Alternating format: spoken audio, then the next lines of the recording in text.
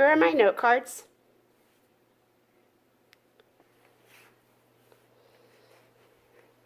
And here is my audience.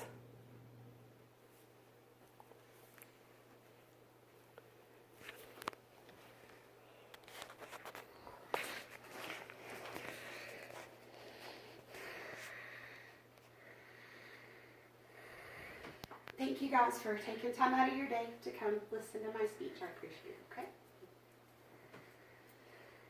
Michigan Representative John Dingell served 57 years, 5 months, and 21 days in Congress. New York Times put that into perspective for us when it pointed out that he had been in office from the time of the Eisenhower administration until his retirement in 2015.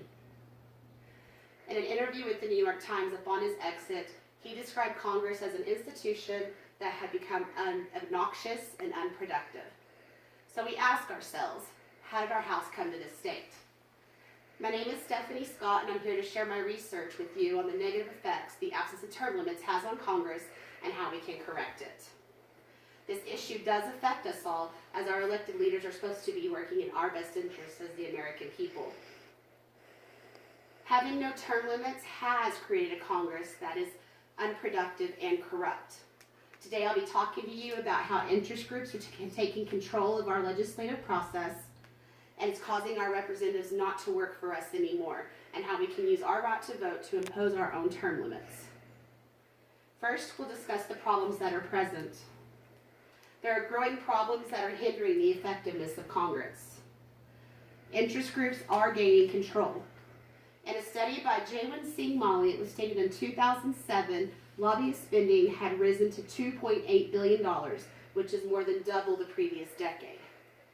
And this graphic, it's a little bit more recent to show the spending trend of lobbyists, but through 2017, that number has risen to $3.37 billion. These lobbyist groups use all of their efforts of money, information, and their personnel to persuade our representatives to work in their favor. And when they do, they're rewarded. In an article by Lee Drutman at The Atlantic, he noted that corporations have upward of 100 lobbyists on Capitol Hill at all times, so they can be any and everywhere. They're changing the way our corporations work with our government. Before, corporations kept the government out. They didn't want their regulations and their rules in their business.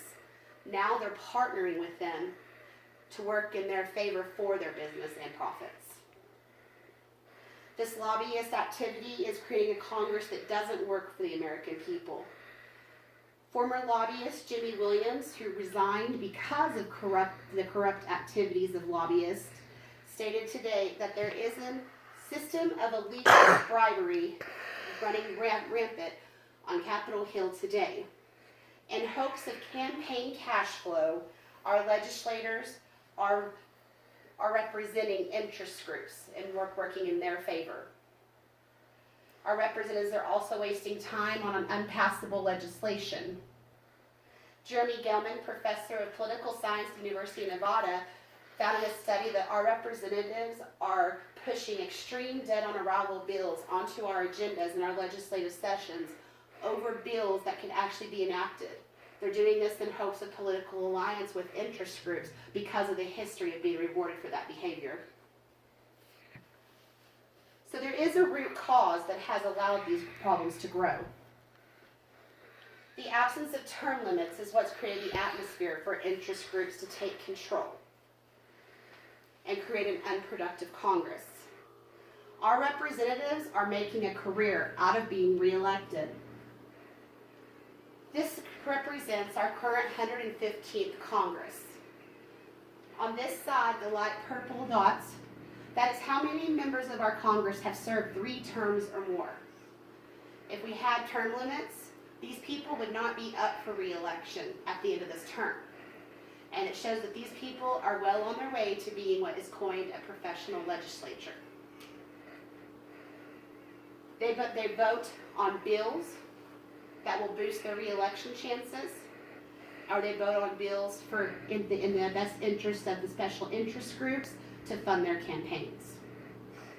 In a Southern Political Science Association study, it was stated the growth of the professional legislator has been blamed for corruption, stagnation, lack of representation of women, increased influence of special interest groups, and a general decline of representation overall. Having no limits is what has allowed these interest groups to keep standing representatives in Congress working for them. Crystal Aries wrote an article at Vitana.org. Special interest groups use all of their efforts to keep specific representatives in office once they're elected to have a permanent member in Congress working for their best interests. So we know our problem and cause, so now we can talk solutions. It's going to take change, and that change is going to come in the form of term limits. We can impose those by legislation, or we can impose them by using our right to vote. There is an amendment that was introduced in January 2019 by Senator Ted Cruz and Representative Francis Rooney that would limit terms to 2 6-year terms for senators and 3 2-year terms for representatives. We need to contact our representatives and let them know that we do support this amendment. In the meantime, we can use our right to vote to impose our own term limits and vote out incumbents, or do your research and vote for the ones that are actually still working for the American people. Former Governor Gary Johnson wrote an editorial, former New Mexico Governor Gary Johnson wrote an editorial in Washington Times that governing with term limits has saw politicians do the right things for the right reasons instead of what got them elected. Limits gave me the freedom to use my best judgment as governor. Imposing these term limits will give freedom back to our Congress to work in our interest. It will remove the preoccupation of being reelected. It will also remove the ability of interest groups to keep standing members in Congress to work on their behalf. So we identified our cause, so we need to use our resources to make change. Our Congress is swiftly losing its integrity and becoming ineffective due to the control of the interest groups and causing our representatives not to work for us. John Dingell stated in the same New York Times article, Congress means coming together, the great coming together of the American people. It's time for us to come together and talk to representatives and use our right to vote to impose our own term limits and make our Congress work for the American people again. Thank you, guys.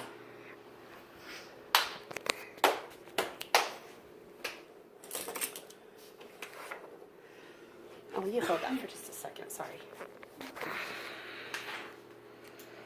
Okay.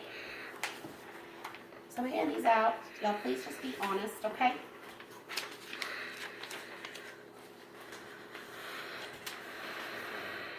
Yeah, we can. It's fine. How do you talk so fast without stopping?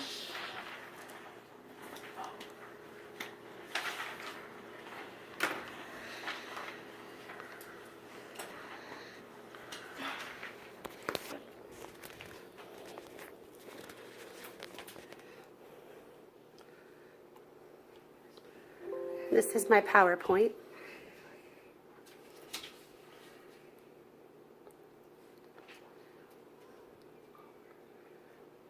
What was the topic? And my works cited.